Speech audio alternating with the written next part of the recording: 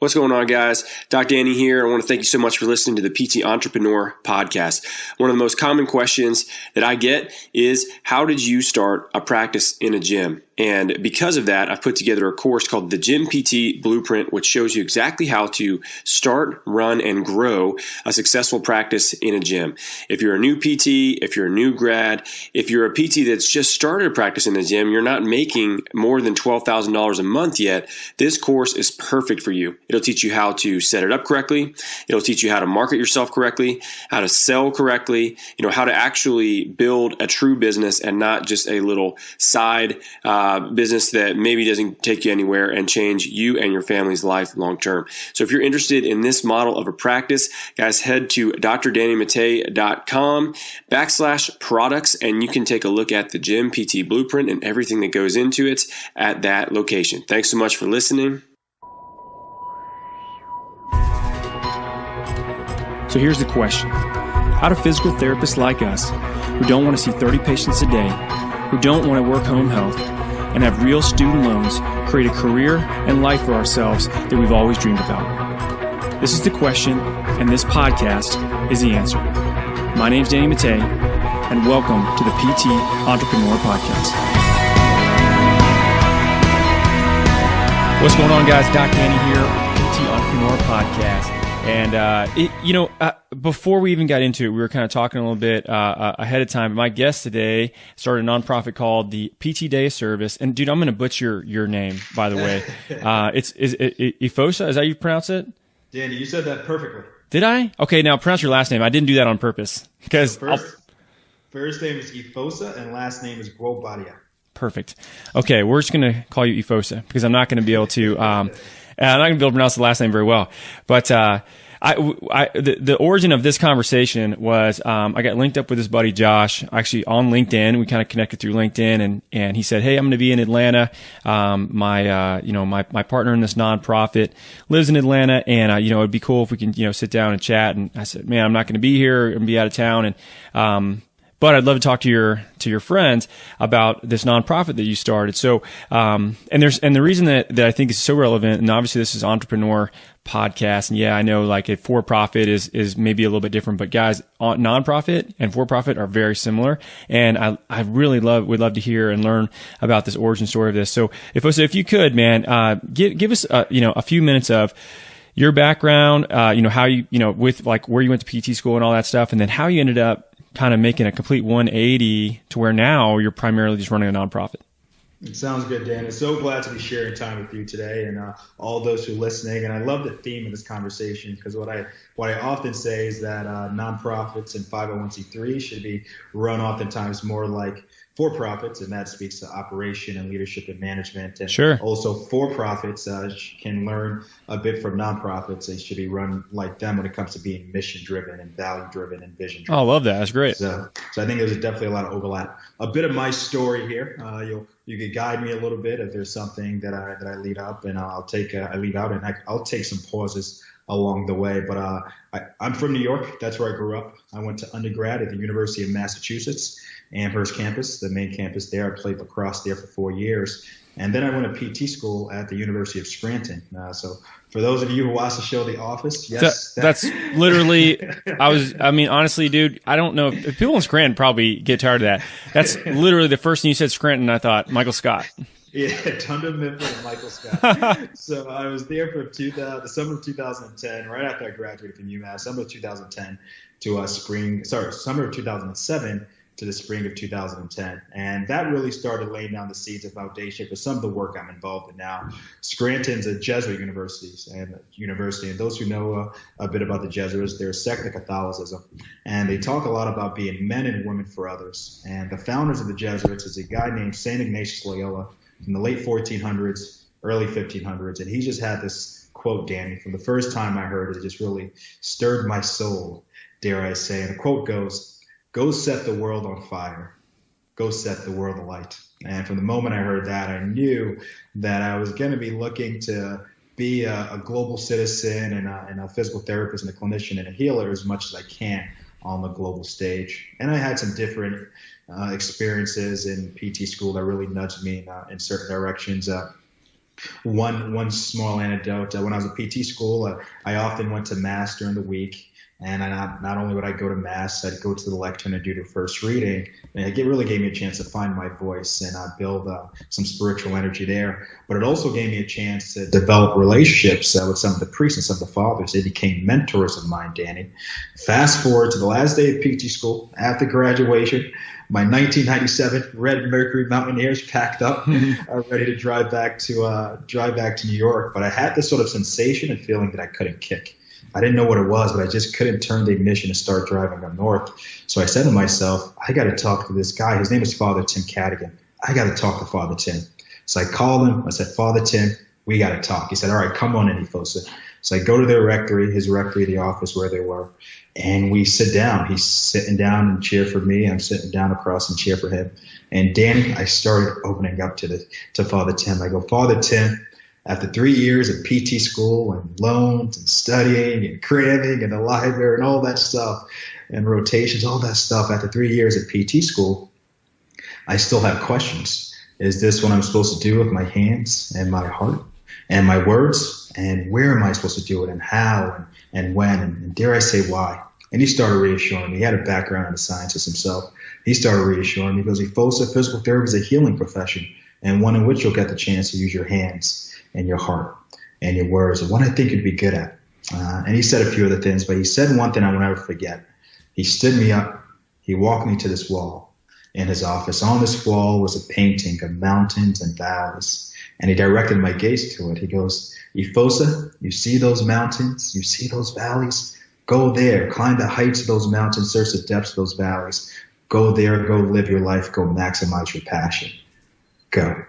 And it was exactly what I needed to hear, and it set the bedrock for some of what has come.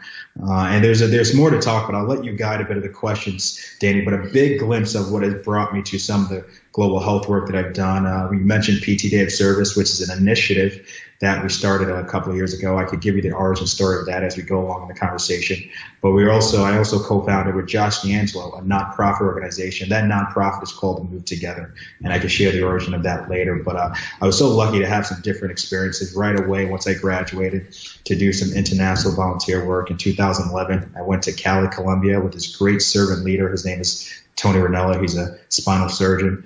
Also in 2011, 2012, for the company I was working with at the time, one of the bigger companies in the country, I developed this program called Mission Works, and it was an international volunteer program in which I led colleagues from all over the country to work with different 501c3s with different missions in different places, Peru, Guatemala, Ecuador, Mexico, you name it. And throughout that time, I learned a lot, Danny. The first thing that I really learned or sought to learn was to really get a sense and a palpation of how physical therapists can maximize what we do on these quote-unquote more popular short-term international trips, knowing that the nature of what we usually do is usually over a stretch of a couple of weeks or a couple of months. So for 2 years straight, I worked with different organizations, with different missions, like I said, and I learned a lot. I learned a bit of what I would do similar to some of the global health leaders that I was spending time with and talking with, and I also learned what I might do different. The following 2 years after that, I said, okay, I learned a little bit, got some dirt under my nails. I've traveled around a little bit, developing and leading this program. Now the next question that is begat, what does it look like to invest in time and relationships and really start thinking about having a sustainable impact without efforts, without resources, with the personnel that we take abroad? And I was happily pleased, and we were happily pleased with what we found. So I started working with one organization primarily, not solely, but primarily, Hearts in Motion, in one location primarily in Guatemala and the regions of Zacapa, Teculatan, Walan. And what we found at the places that we were going back to, the patients that we treated, their back were still feeling better. Their shoulder was still very functionally mobile. The techniques that we're sharing with local clinicians, they were still utilizing those techniques. The equipments that we're sharing, being mindful not to displace local economy, but the equipment that we're bringing down were still being used. So it really taught us that we can have an impact, physical therapists in the global health space, in a positive way without being iatrogenic. And lastly, before I give you back the baton, throughout that time, I started developing projects and relationships from the ground up, and that really set the stage for Move Together. And in 2015, what was really the spark, which I'll be happy to share a story with you, I did a 22 country, 8-month trip around the world whose focus was to create this mosaic and montage of health service and physical therapy around the world. I tell you, man, you're a good storyteller, dude. Look, that's such an interesting kind of way that this happened. But no, honestly, the way that you were telling that story about looking at that painting, and I think this is an underrated skill. That's something you should do more. That's probably something that has helped you raise funds for your nonprofit too. But I mean, that's great. I totally am into this, right? I mean, like what you did, and what I'm fascinated with is.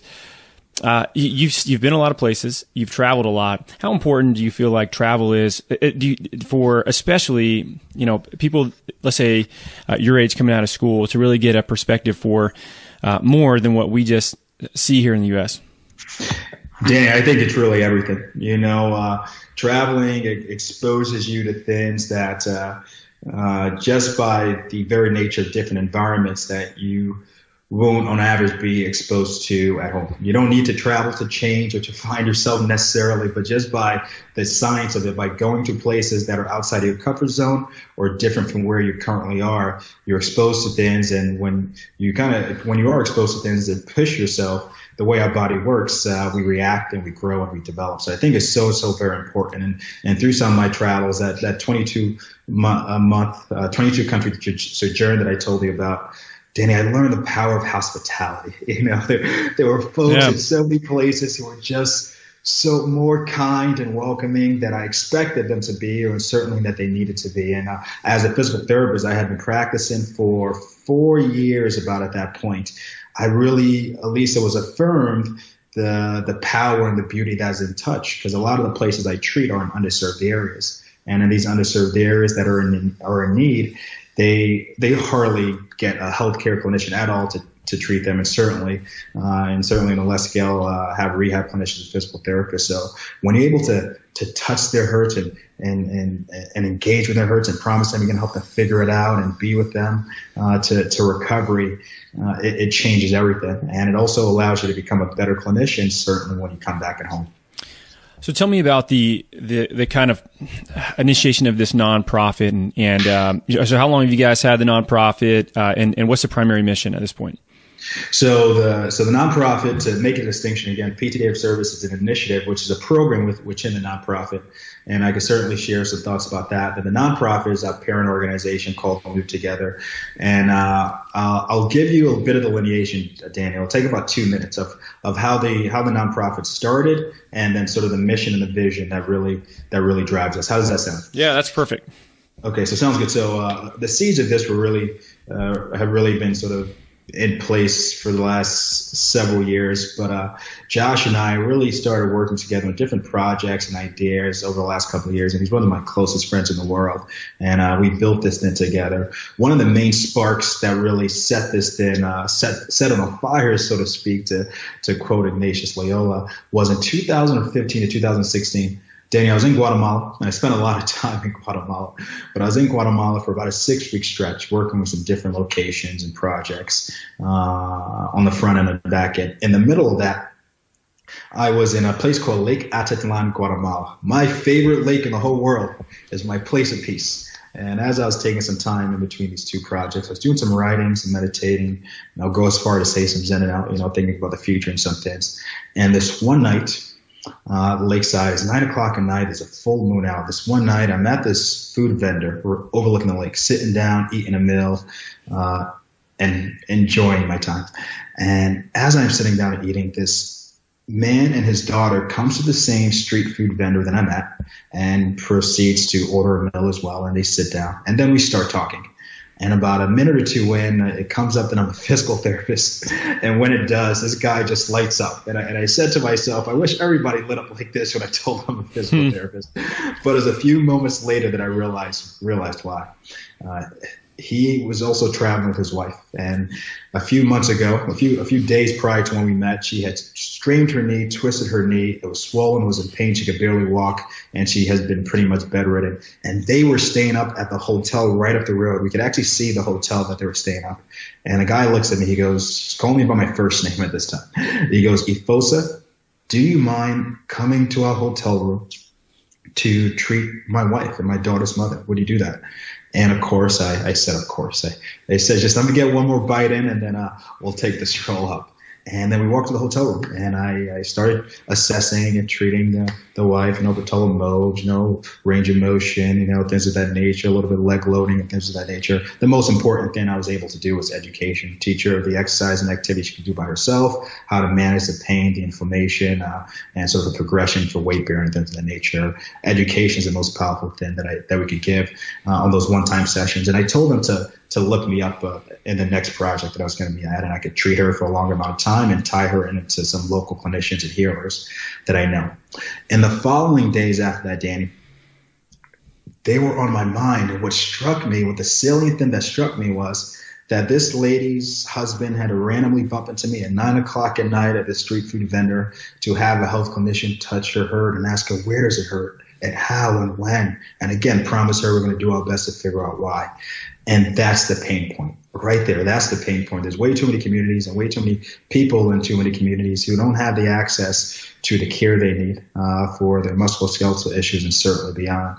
And that really was the spark right before Move Together. And our name Move Together really speaks to the name of what we want to be about. When we think about move and movement, we're all physical therapists here and rehab clinicians. When I talk about it, movement is one of the oldest and the closest commodities in our life, is with us in utero and certainly beyond. And it really, in many ways, affects how we engage with the world and how the world engages with us, how we run, how we play, how we dance, how we live, how we love, how we lift up our kids. And this lineation of when we're able to maximize our movement, we're thus able to maximize our life. And I believe everybody, it's a humanistic right to be able to maximize your movement and to be able to maximize your life. And again, a lot of the communities that we go to don't have the bandwidth to provide that with folks. So that's where the term movement comes in. Our whole term of Move Together speaks to the notion that when we go to a community near or far, do not go to that community jingoistically or with the mindset that all is less is best. You start by asking 3 questions. The first question is, can we be in this community? Is it okay that we're allowed to be here in your home? The second question is, what do you see as some of the challenges? Speaking to community leaders and community members, what do you see as some of the challenges in your community or some of the things that need to be worked on at the very least? And the third question is, what do you see as some of the ways in which we may transcend and overcome those challenges or barriers for a better community, and then move together to do so? And our mission, to bring it back home to your original question, our mission to Move Together is to increase access to quality rehab medicine around the corner and around the world. The latter part of around the corner, around the world, speaks to the true nature of global health, near or far, things in our backyard. And then when we speak to the first half of that mission, increase access to quality rehab medicine, access is a keystone structure. So is the cog of it all. A lot of the challenges that we see in these places that we do what we do, they're systemic in nature and they're structural in nature. Thus, they're not going to be fixed or overcome with 1 year of PT of service or one mission trip to one place, one time, and leave. The fact that they're systemic or structural in nature, they need systemic and structural and sustainable approaches, because that concept of access, a lot of the places, a place doesn't exist for a person to go to. If a place does exist for a person to go to, they may not have the means to go to that place in their area. If the place does exist, that place may not have the things that person needs for their care. So that's a vicious cycle.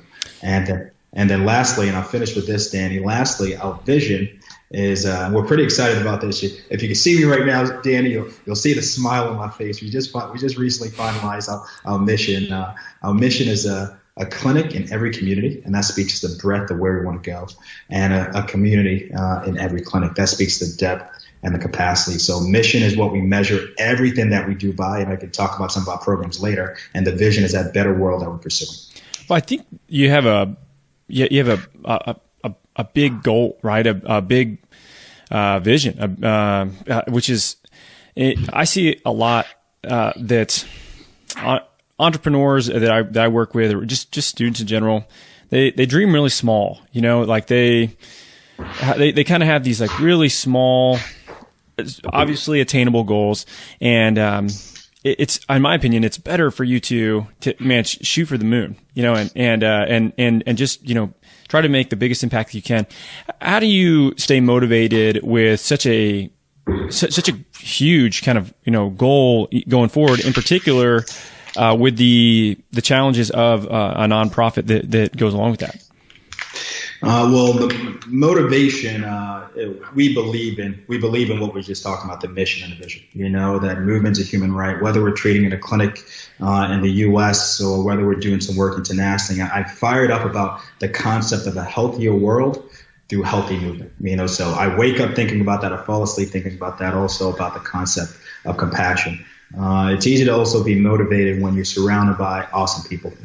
We try to put together people with passionate hearts and hardworking ethic that also believe in the mission and the vision. And then we create paradigm and operation portals to do what we do. So, and I also, in terms of aiming high or aiming big, I always say you'll get what you aim for, no higher or no quicker than what you shoot for. So if you shoot for something small, or if you shoot for 2 clinics over the next 20 years, that's all you're going to build.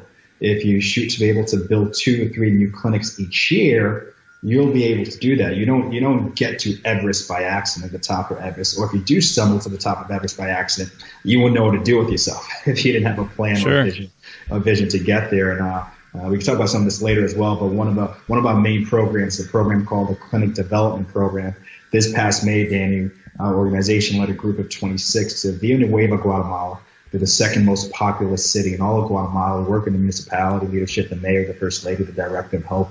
And in 1 week, we built, developed, and operationalized a 3-building rehab clinic for that community. And we empowered and we worked with the local PTs and PT students to be able to run it by themselves. And they are running it by themselves, and they're running it better than we can. And our goal is to put clinics and build these clinics based on this formula and this paradigm that we're fine-tuning and have developed in different places, whether it's Nairobi, Kenya, or Peru, Lima, Peru, et cetera, et cetera.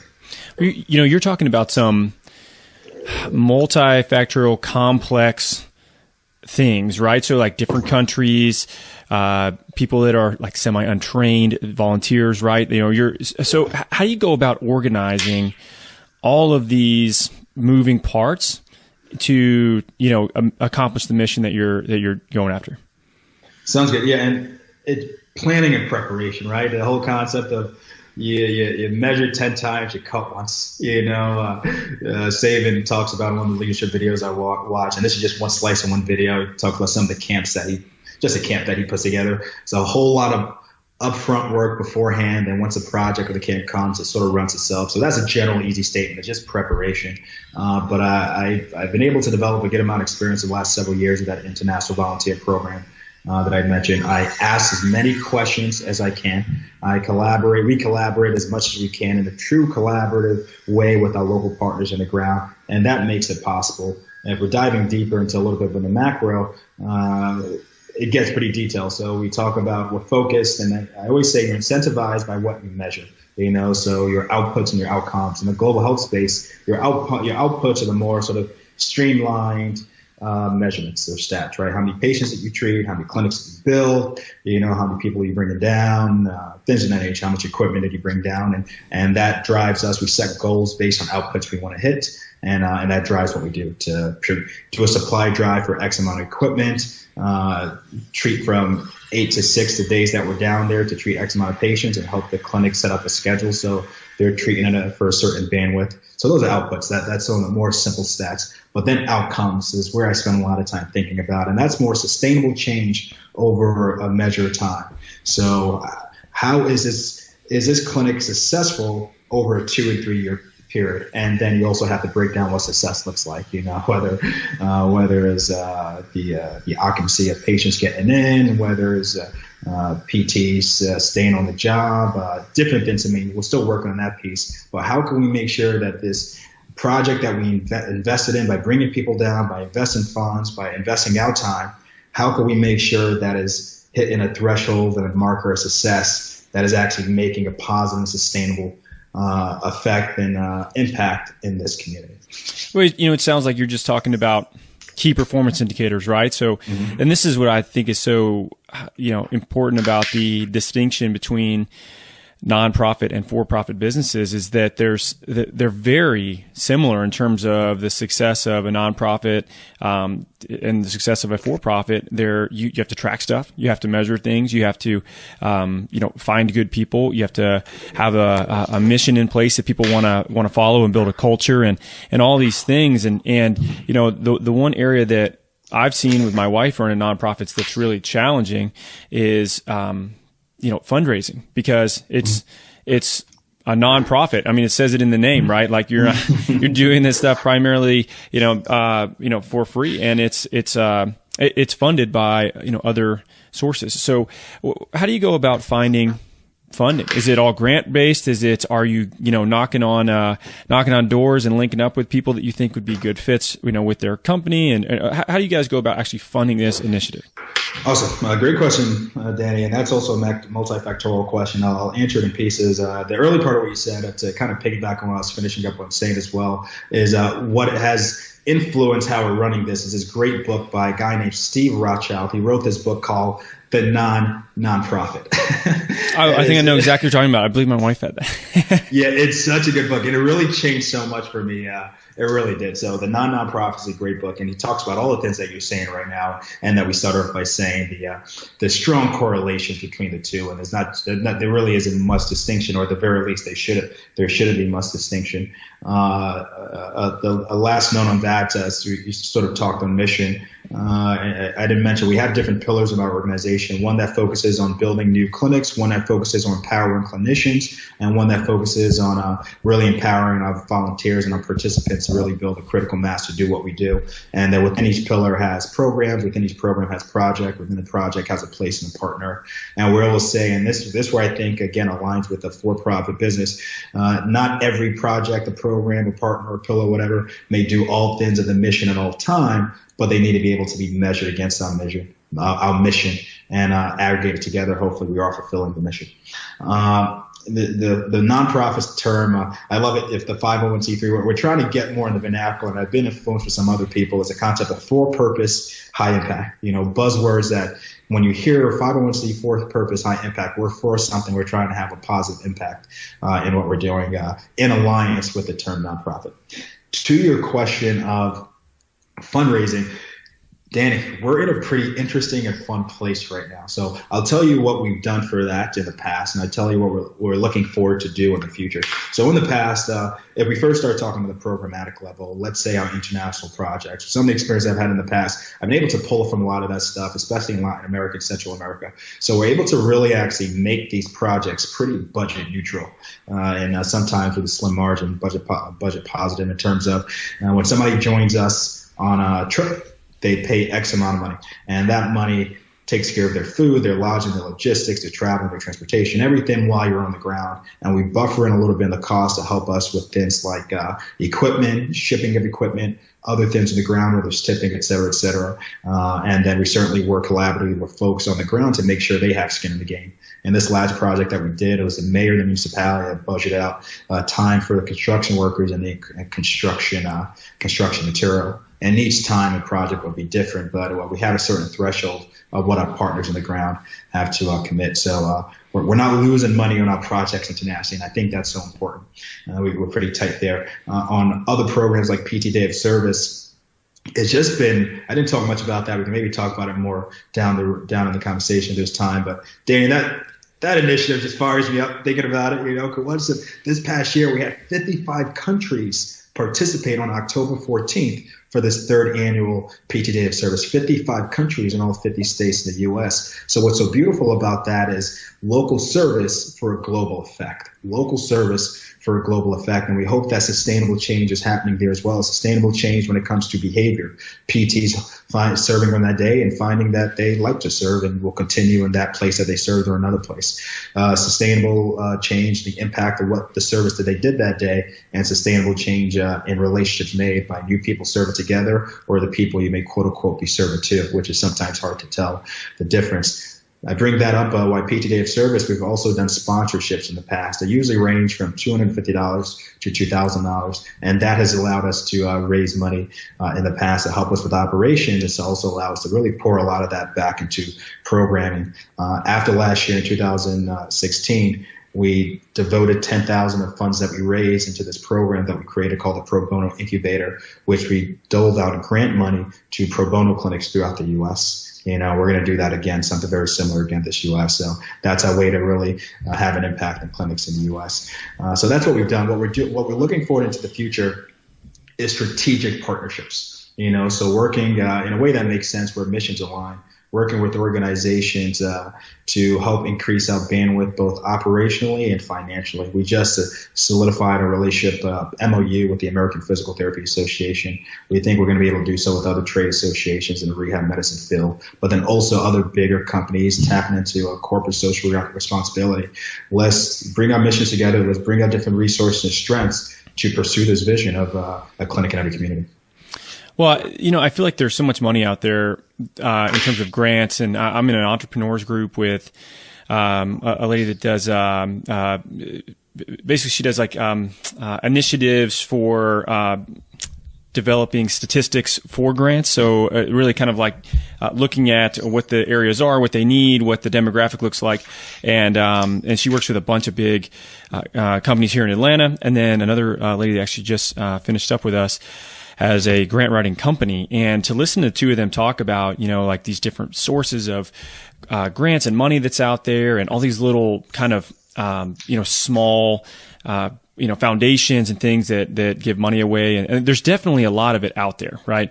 It's just a matter of, matching up your mission to the right foundation. So, and honestly, in my opinion, that's just sales. And what's interesting is when I talk to this grant writer friend of mine that has a business that does that. Like she literally did a ton of sales training and it completely turned her business around. And for her, a lot of it was in communicating with people about what she was doing and why they're the right person for that grant. How have you found your skill set that you got from physical therapy, your ability to communicate with people on that level and essentially give you money for your mission?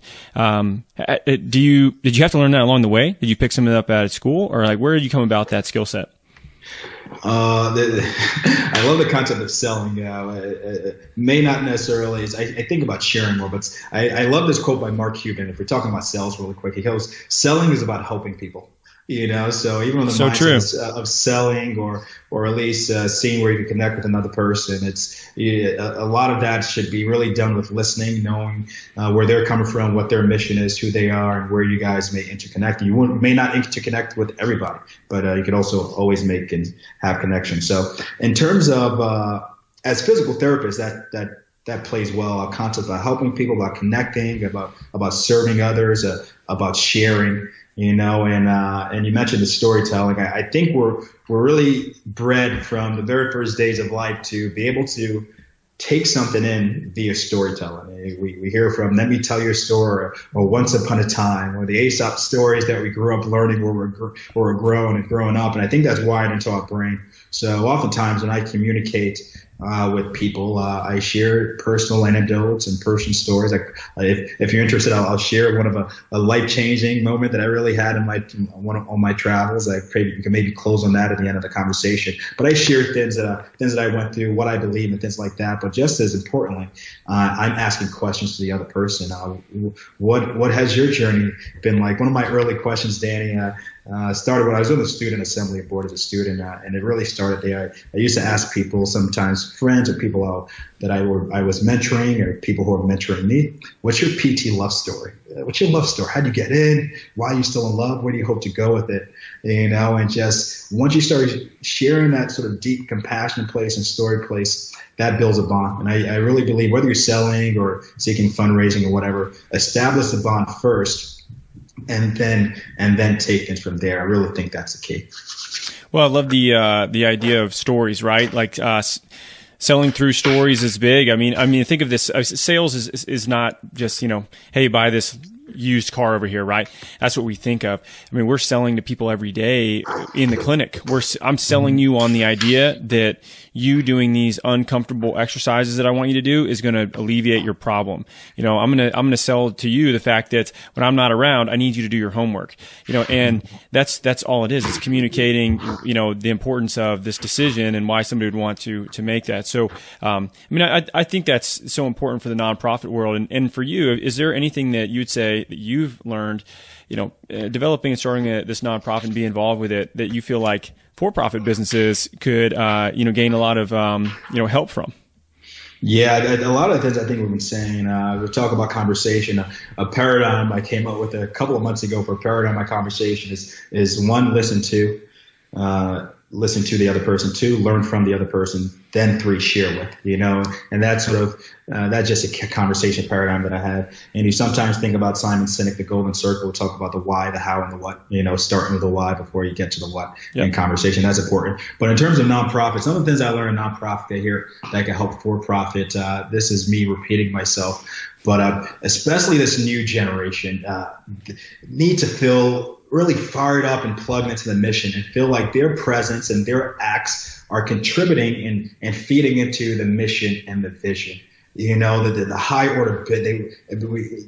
This generation, really your generation, but I think there's been this high focus on millennials. They really need to see the high order bid and feel the high order bid and have that vision of where we're going, so they can wake up thinking about it, so they can fall asleep thinking about it, so that when they're talking to their friends about it, they can say, yeah, I'm working for Move Together. They have this mission to increase access to quality rehab medicine near and far. They have this crazy vision, which the horizon may never stop moving away, this crazy vision of a clinic in every community. What does that mean? I don't know, but I can see it. And when Efosa talks about it, and when Josh talks about it, not only can I see it, I can feel it. And when you can get your employees and your clinic or your organization or your team to really feel those things and see those things and buy into those things and believe in those things and believe in you as a leader, people will run through walls. I played sports growing up. I played football, high school. I played lacrosse in high school and college. Team dynamics are so important, and I think that's where it comes from. There's a show called The Prophet. There's a guy named Marcus Lemonis, and he has these 3 P's that I like, and we talk about it sometimes. 1 P is called a profit, which I guess you call the revenue, and this is really maybe the least P, but the profit, the rent, revenue, the other stuff. But the other 2 are called the process, which I think are important in nonprofits and for-profits. I think nonprofits could probably do the process part a little bit better sometimes. We're trying to do it as well as we can. And then the 3rd P is the people. You got to have the right people and empower your people, because when they're nourished, when they're empowered, the things that they're doing and the patients that they see are also going to be nourished and empowered. Man, that's so dead on. This is I'm really glad I got a chance to get you on the podcast and chat about this stuff, because, more often than not, we're talking about, ways, how do we get more patients in, and how do we increase revenue and, scale and hire and so, and really, if it comes down to it, the most important thing, in my opinion, in your business is your ability to convey your dream of why you decided to go and do this crazy thing of, in your case, starting a nonprofit, and in my case, starting a for-profit business, and take on all this risk and extra work and work way more hours and odd times and damn near kill yourself to get it started. Why you're doing that, and your ability to convey your dream to those people, that's what people follow, and especially in your case, because they're going to follow you to Guatemala and build something, right? Like, so that I think that's awesome. And I scheduled this. I'm going to be fully honest. I have to go talk to my son for career day at their elementary school, and I just found out about it this morning, and it's at 1. I would love to keep talking about this, but we're going to have to wrap it a little bit early. I'm sorry, guys, but I am going to give you a chance to let everybody know, where they can find out more about, Move Together and PT Day of Service, and if they want to reach out to you, which, man, I hope that you guys do, and you and I need to link up here in Atlanta since you're here. Man, we can go grab lunch and sit down and actually meet in person. But where can people find out more about your nonprofit, and if they want to reach out to you, where can they do that? Sounds good. Well, Danny, first of all, it's a high pleasure sharing time with you. We chatted right before, and just even chatting now. I love your energy, and I'm looking forward to all the great stuff that you're doing. So I'm looking forward to that. To find us, Josh and I, in the organization, we have PT Day of Service. PTDayofService.com, and that's the annual initiative that we do every year, in which you do an act of service in your community. So PTDayofService.com. The next time that's going to happen is going to be on October 15th of next year, but we're going to start ramping up early mid next year for participation and sponsorship and just collaboration. Our nonprofit is at www.movetogether.org. movetogether.org. And please visit the website, hit the contact button, and fill out a little bit of information about yourself and some of your interests. And once you do, you'll be in our wheelhouse. So opportunities to join us in our international projects that are predicated on positivity and sustainability. You'll have opportunities for application there. Or if you want to do some other stuff with us, anything at all, Josh and I are always fired up to be able to chat with people about servant leadership and about going in the communities that we could do a little bit of good. Yeah, again, this is awesome. I a little bit, just different than the conversations we usually have on here. But man, this has been one of my favorites. I love the nonprofit sector. Like I said, my wife was in it, and I firsthand have seen how difficult it is to run a nonprofit. So I got a ton of respect for you doing this. And guys, thanks so much for listening. Please reach out if you have any questions. And this is obviously a nonprofit worth, both giving in your, time as well as your money to help fund this. And, PT around the world, man, that's what we need. Love it. Great hanging with you, Danny. Brother, thanks so much.